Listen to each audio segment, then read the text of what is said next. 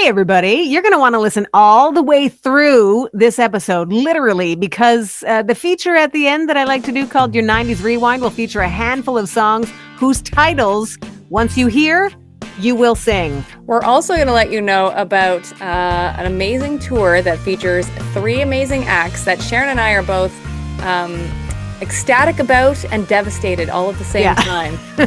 And we'll explain how being in Canada is part of the devastation for this particular situation.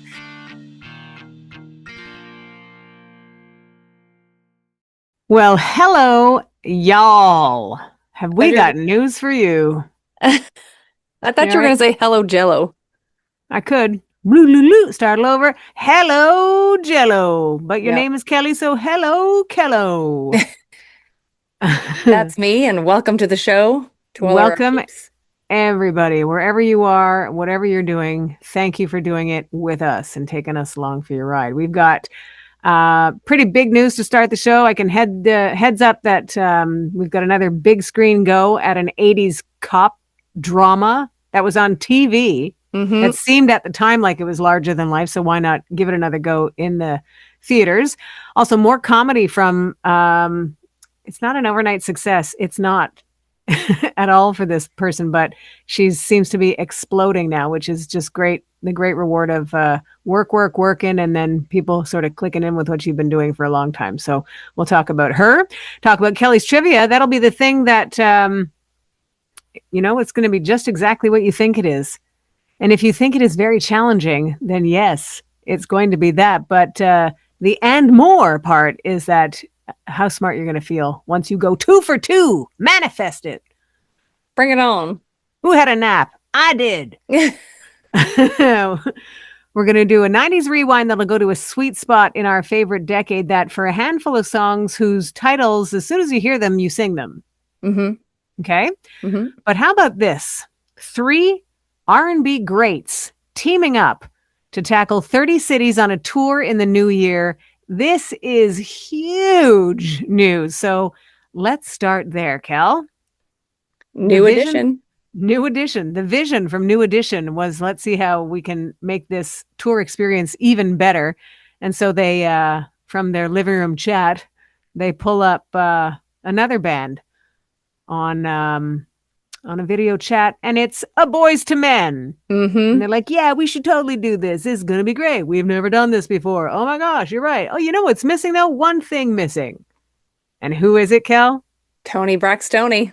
Toni Braxton. The best part of that video for her is she takes the call from Johnny Gill. He says, we have an idea. Say less, she says. He's like, you don't even know what I'm going to say. I'm in, she says. Yeah. Because how cool is this going to be? Like a 360 tour of not just you go first, then you, all 3 on stage at the same time. Yeah, I love it. I am jazzed for it. I'm super happy that New Edition just keeps continuing to do what they do and be out there, and like everybody loves seeing them. And now to add Boyz II Men, and you and I have been fortunate to interview them. We had Wanye on this show years ago. Very beginning of this show's run. Yeah, we did. And then I was able to interview all 3 of them when they came to town, like I want to say 2012 or 2011, somewhere around that, when they came to Montreal. Sweet boys, very happy for them. I think this is going to give them, not that they need a new life because they're already still going around doing their thing and touring anyways, but I think to have this, dynamic trio together. Totally. There's going to be a lot of happy people. And then, of course, Toni, like, what do you need to say about her? She's next level magic. I will say that as a Canadian R&B fan, I'm sad there are no Canadian dates on this tour. Yeah. So, but it's a 30-day tour. So hopefully, most people in our country to the south, our friends to the south, will be able to go and see them, because I know they're kicking off in end of January. And then they've got 30 dates. I think the closest to us, Sharon, will be Boston. Boston's close. Brooklyn's close. Both fun cities to visit, that's for sure. Yeah. All cities seem to feature like hey, I've never been there to see a show quality to them. This tour is going to run from January 28th to April 4th. And for us that we don't have a Canadian date on this tour, but there are pockets within this stretch of shows where that if something happens, maybe they can fit one in. I would love for them to fit in. Well, if they are, it's going to be Toronto, as you and I both know. For But sure. I would love it to be. I would love for them to surprise, and that's kind of too is, just we talked about Brandy and Monica, and like I've had Brandy on the show, as we talked about also, and she had mentioned that she loves Montreal. And so in there, I was like, please come to Montreal. Yeah. So it It's would be without nice. sounding too boasty, we've got a real big appreciation for live music Mm-hmm. and performance talent. Yep. And sure, artists go to different towns and say this is the best audience ever. There's something about conversations that I've had with artists that play here that say there's something different here. Mm-hmm. So maybe they will find time to fit Montreal or Toronto. I'm sure Vancouver's saying the same thing. The Mm-hmm. East Coast in our country seems to get forgotten for a lot of stuff too. Mm-hmm. Um, but there are a ton of shows, like we were just saying, that are running from January to April for this trio of insanity Yep. that you could probably find your way to what's being described as a landmark event in their press release for this, that the music, the legacy, and the connection that Mm-hmm. offers fans a once in a lifetime opportunity to experience these legendary artists performing together in one dynamic 360-degree view, delivering an up close and immersive concert experience like never before. How fun. Yeah, I'm wondering if they're gonna do like New Kids did with Backstreet when it was NKOTBSB, Mm-hmm. where because I'm assuming that'll happen at some point. Like obviously they'll come out, each band will do their thing, but like it'd be cool if they do some crossovers, which I'm assuming they will, and I'm assuming they'll bring Tony out as well to do some stuff with them. So Well, my takeaway from that was that they're all going to be out there at the same time, not all maybe, singing at the same time, but sort of an immersive. yeah, They would have to perform together and just kind of have some fun. And to me, like as I'm saying it out loud again, it's sort of like Ringo Starr's All-Star Band, mm-hmm, where he handpicks artists who have their own success, either solo or with a band, and they all do their own songs together. yep, So each get two, three songs, and then they perform Beatles songs, which is kind of fun. So I see that happening with this. Like it's so the music is so familiar to us as fans that all of those artists together are undoubtedly fans of each other. yep, for sure. So it's probably a really cool experience for them to get to perform with each other in that way, in that immersive kind of way. Yeah. I Also, love it. I did want to circle back to something that we talked about on last week's show, where we were talking about Brandy, and obviously she had that we'll call it a medical emergency. Um, and so the Chicago show, did not finish with her. But guess what, Sharon? Unless my eyes deceive me, they went back to Chicago, and I don't know if Oh. this was a scheduled date. It looks like it was though. Like I don't. It feels like it was a scheduled date, but it was in a different venue. It wasn't in the United Center, which is where the first concert happened. But so they Mm-hmm. went back like a week later. So I don't know. Again, like I couldn't see anything immediately when I was online at the time to sort of discern if this was a redo or if it was another scheduled show. Maybe it was a redo because it was a week later and they swung back around, but they got it done from what I saw. That's So, cool. like a big shout out to Brandy and Monica. And also, I wanted to give a shout out to someone who we have supported on this show before, Maya. She pinch hit, I should say, for Money Long, who I think came down with, and I'm not sure, I don't know if it was pneumonia or something like that. So she was off, and apparently for one show, Maya had 5 hours to get herself prepared Oh, to get wow. out there and get it done. And she did. And I understand she's done some more dates since then until Money can get herself back together. And I think she'll be back on concert dates soon, maybe even by the time that people watch or listen to this show.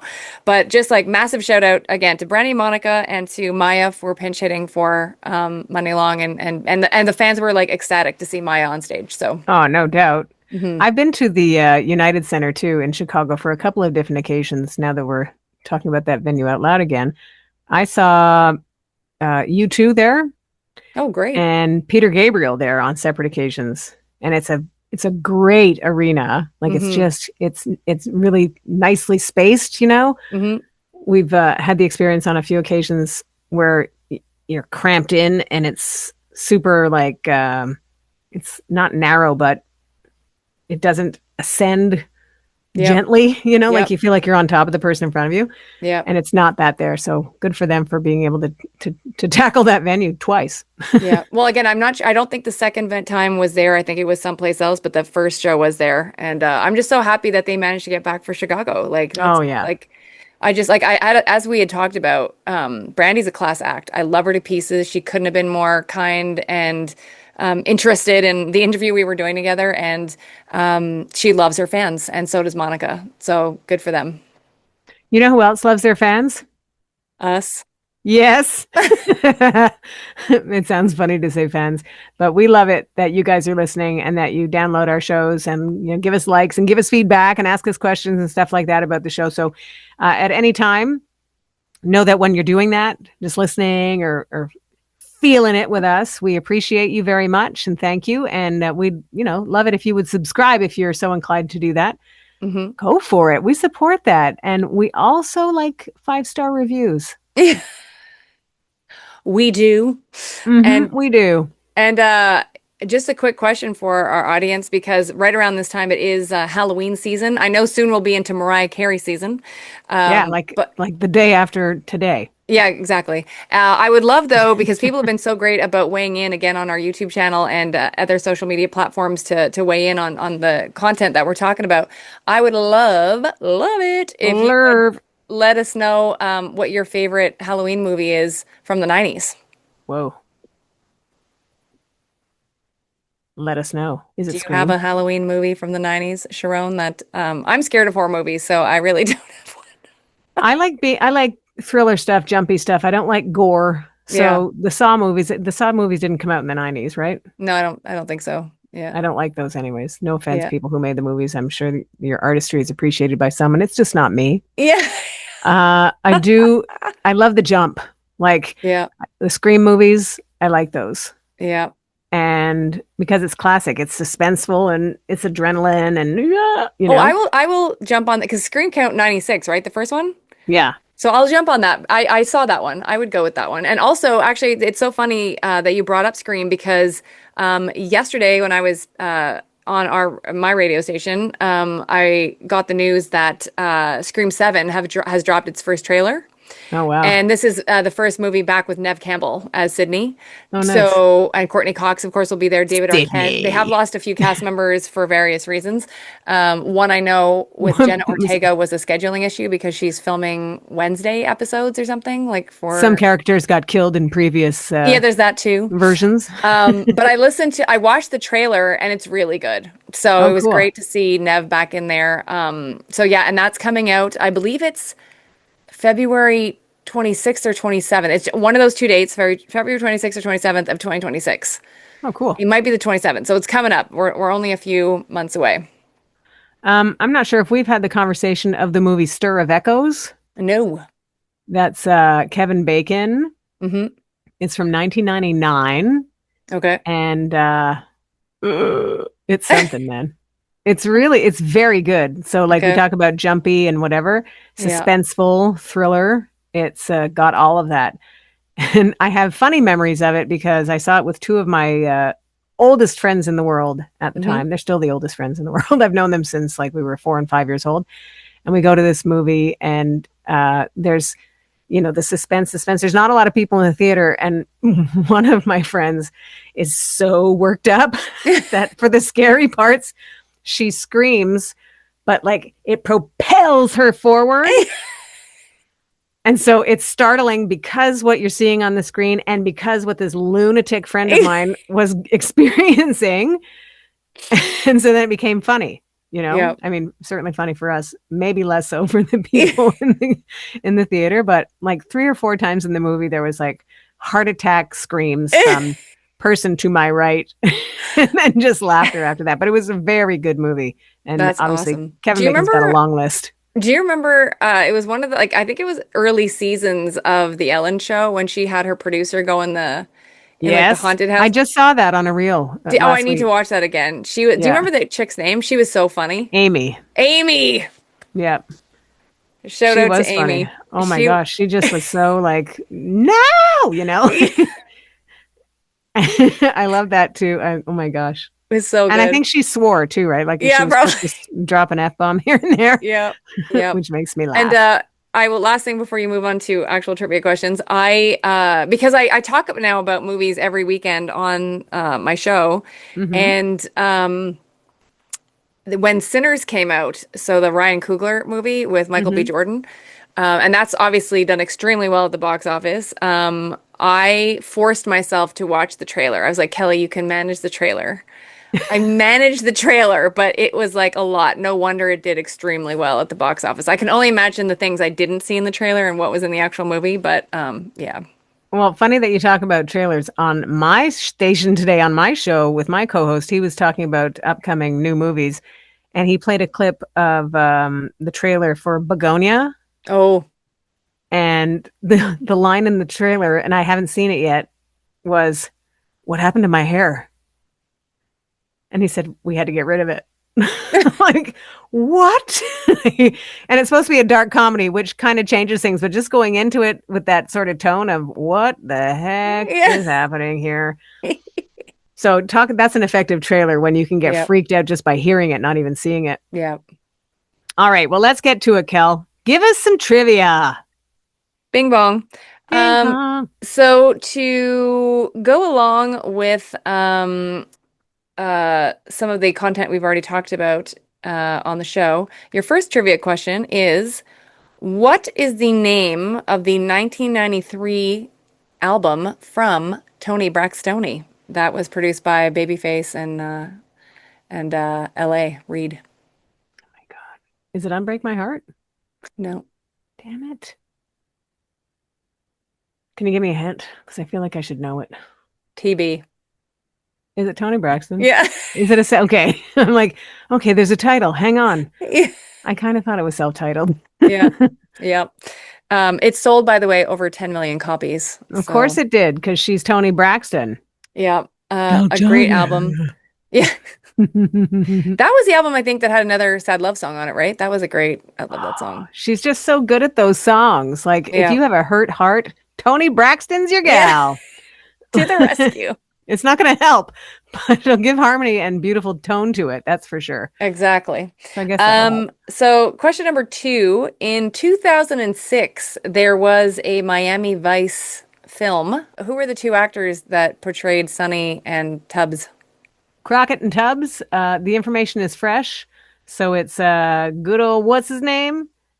And Jamie Foxx, Yeah. Colin Farrell. Yes. Way to go, Sharon. Thank you. Yeah. Good old, what's his name? Yeah. I did want to see that movie because I do like a good Jamie Foxx movie. And Hmm. I've seen some movies with Colin. I don't think I've seen his full repertoire, if you will, of Colin Farrell, but I do like him. And but I never got around to watching it. And then when it was funny, when I was doing the research for the question, I was like, I can't believe that's like almost 20 years ago. Like 2006, that's when that movie came out. That is a long time, Yep. quite a long time. And as it happens, we won't have to wait that much longer for another version of that. So Yep. without giving too much away, maybe we should get right to it. Let's do it. Let's do it. Um, if we're taking glamour and corruption, the best way to soften those two elements is pastels. And hopefully, the wardrobe for yet another round of Miami Vice Yep. will feature pastels. It's said to feature, and it doesn't. It's the information that we were reading didn't seem super conclusive in that it was like word has it that looks like it's going to be this, Hmm. could be this is what we hear, but they have dates and stuff too. So Yep. it's going to be Michael B. Jordan, Full which is circle. exciting, and Yep. Austin Butler. I could see, I think that's some pretty good, solid casting. I think so too. Yeah. So they talked about an August 2027 release, Hmm. which is pretty exciting. Yeah, because I think in that article, he hasn't fully signed yet. He might have by this point, but I think when we got the article, he hadn't fully signed yet. Austin Butler, I believe Michael B. Jordan had signed. Hmm. So I think once they get that squared away, they'll get into production in 2026 and then make it happen. So I look forward to seeing their take on the 80s pastel suits. I think they're both handsome fellas, and they'll pull it off just fine. Yeah, I love a good leisure suit. Every time I hear the term leisure suit, I immediately go back to Celine Dion's first appearance, one of the first appearances on television. That was on the Joan Rivers talk show. Hmm. And she wore a peach suit that had pockets up here and pockets down. It was like she was going to a business meeting and then Yeah, she blew everybody away by singing so well. love her. Love her also. Celine. I was looking for more more detail about what we read about this article, and then I get lost in the pastel shots of the original Crockett and Tubbs, who are Yeah. Don Johnson and Philip Michael Thomas.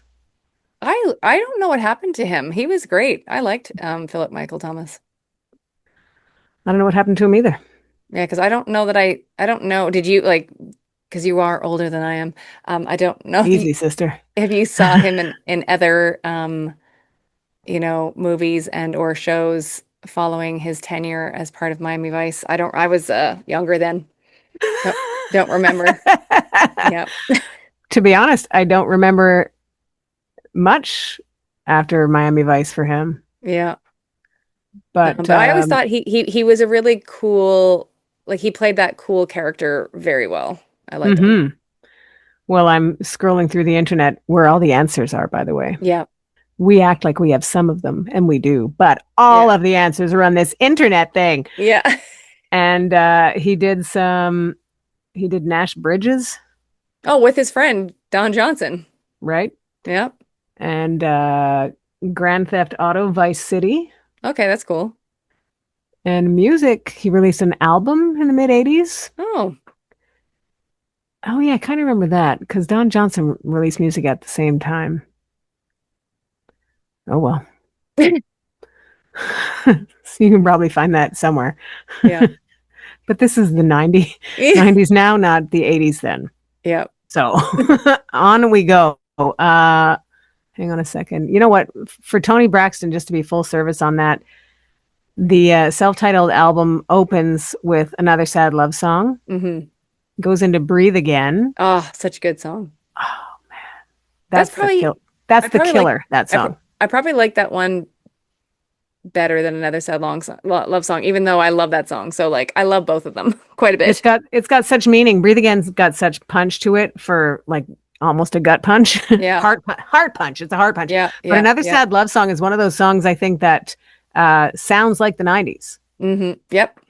You know, you can totally remember that time based on the start of that song. It's very adult contemporary radio. It Hmm. was everywhere. What was the other song? There was one more hit off that album, at least, and wasn't it You Mean the World to Me? That got a lot Oh, of play. that was a great song also. Yeah. And that's another example of a song title that you say and you're like, oh yeah, that's the song. Yeah. You mean the world to me. Yeah. So there we are. Well, again, Toni Braxton will be live with New Edition and Boyz II Men through January until beginning of April and maybe longer because it's going to be really good. So maybe they'll extend it because we're like, hey, we love it. Let's go to Canada Yeah. Let's and let's go. go to Europe and let's go here, here, here. So did we talk about comedy? I'm not sure if I mentioned We that have not done the Leanne. Leanne Morgan, right? Hmm.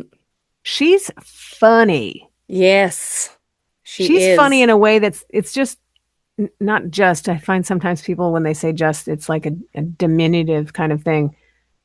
It's simply that she's great and relatable. Yeah. You know, like she says things about her back and forth with teenage children, Yeah. and that's universal conversation Hmm. because teenagers are nuts. Yeah.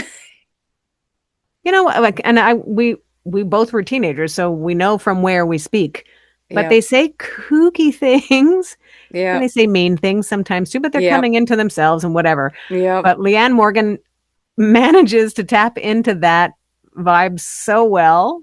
And no surprise that the Netflix special that will be available by the time this show has found its way to you is her second one. Yeah. Yeah. It's because she has one out in 2023 called I'm Every Woman. Hmm. And then this one is called Unspeakable Things, and it hits Netflix on the 4th of November. And watch the trailer. And I love, because and I think a lot of our audience knows that I'm a massive Young and the Restless fan. So she makes a Hmm. joke about like that, like where the she's saying like her kid when she was in school would always ask questions about like the solar system and all that stuff. And she finally said, I didn't pay attention to school, but if you need information on the Young and the Restless, I've got it. So I was like, me too, sister. So she's been out doing the rounds promoting it. She was on the Tonight Show recently. So if you want to have a good giggle, you can probably Google that and find it on their YouTube channel and enjoy. She's a delight. She's full of light and a delight. So And so on top of motherhood, she talks about trying CBD for the first time yeah. and last time, navigating fame, the less glamorous side of family vacations. Yep. Wasn't that funny? Is there an actual glamorous side to family Yep. vacations? Most people need a vacation after their family vacation because you're Yep. on.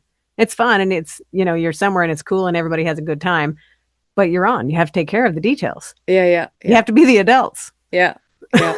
Exactly. So Well, that's I'm not sure if because we did talk about earlier in the summer during season 13, you and I did talk about the Netflix sitcom that was done by yes, Chuck Lorre. And so I believe there's 10 episodes there. It has been renewed for season 2 also. that's So great. basically everything for Leanne Morgan is on Netflix. So again, the 2023 special, I'm Every Woman, the first season of Leanne, the comedy is on there. And I think it's in the top 10, by the way, for shows. And then this new Netflix special, which comes out on the 4th of November. So I've got to start watching stuff because I'm getting into a bad habit now of saying I'm going to watch that over the Christmas holidays, yeah. which I cannot be the first person to refer to the Christmas holidays. So don't be mad at me for doing that. Yeah. And I may have even said it last show, Yeah. but there's only so much time during Christmas holidays, and I'm talking about watching all of The Diplomat Yeah. and clearly now all of Leanne Morgan's offerings on Netflix, and Hmm. I'm gonna have to take an extended vacation. I think so. You really need to get on that Diplomat though. It's I know, and really a third good. person has since told me now. So when Has you said it last week, I'm like, okay, well, that's too solid. And then my friend Sandra just today said, have you started watching The Diplomat? I'm like, damn it. How is yeah. everybody else finding the time to do this? So Yeah. I think I'm going to prioritize And that. you will, I think, once because like when I started it, because as you know, I really try not to watch too much television. But when I saw the first season of The Diplomat, I quickly binged it. And I don't usually do that, but like you literally get sucked in. And Carrie Okay. Russell, I cannot say enough good things about her. And I think it's her co-star that's like plays her husband is a British actor who plays an American, and he does a great job with not having an accent. Mm-hmm. Is Rufus Sewell, I think, Sewell. Yep. And they are magic together. They are absolute magic together. And then you add in the surrounding cast. And then, later on, I think it's in season 2 when we first see Allison Janney. And then now in season 3, Bradley Whitford is there too. And it's just, Cool. they're just so good. Like you will quickly get sucked in. Did I give you my impersonation of Felicity on the last show? Yes, I know I can see in your eyes you want to again. I do. Yeah. You ready for it? Yeah. Hey. It's like she's here. Yeah. Hey. Hey. Hey. Yeah. Yeah. And scene. Yeah. All right. So let us do a 90s rewind and go back to 1996 with a few songs that as soon as you hear the titles, you know how to sing them. Hmm. Okay. And mention Celine Dion. Mm. And right off the top, it's all coming back to me now. You sing that title, right? You just did. I know you did. I saw it in your eyes. Yeah. Dr. Dre was everywhere in 1996 by that point, and worked with the guys in Blackstreet on No Diggity, No Doubt. Yeah. How about Donna Lewis? Love I her. love you always forever. Go, girl. See, you can't not sing that song You title. cannot. How about if we were to check in with No Mercy and Where Do You Go, My Lovely? Yep. There's that and a couple more to round things out, like the aforementioned Toni Braxton and Unbreak My Heart. Go, girl. which was from that second album. Mm-hmm. Oh my God, what a song. I think that has to be her number one single, eh? I think it's probably that one. I think you're probably right. I think that was the big, like, obviously they're all big, but I think that one was like next level at that time and was like just And untouchable for that her. was from the Secrets album, which was the second one. Mm. That too, produced by the likes of Babyface, right? Mm-hmm. Mm-hmm. And Babyface also featured in the song from Eric Clapton that's on this list for your 90s rewind from 1996 of Change the World. Oh, such a great song. Yeah. It's beautiful, beautiful. Yeah. And one final one, if I give you the name Sheryl Crow and a signature song, what would it be? Well, obviously it would be and sing it. Sorry? You have to sing it. No, I can't. But like All I Want to Do, but I think at that time it's not that one. It's not that one, Kelly's from the second album, and it's If It Makes You Happy. Yeah, that's the jam. Yeah, bro. Yeah. And sidebar, Kelly says, I can't sing. Yes, she just doesn't want to in this moment. She is a skilled vocalist. Maybe I should be the fourth act on the New Edition tour. Oh, yeah. Won't be hard to spot. Yeah. Who's the pale blonde? That's the fourth act in this 360 show. I just got here from the farm. Yeah. No doubt they'll put me as the opener. Yeah. Yeah. Oh, man. So, yeah, that's your 90s Rewind.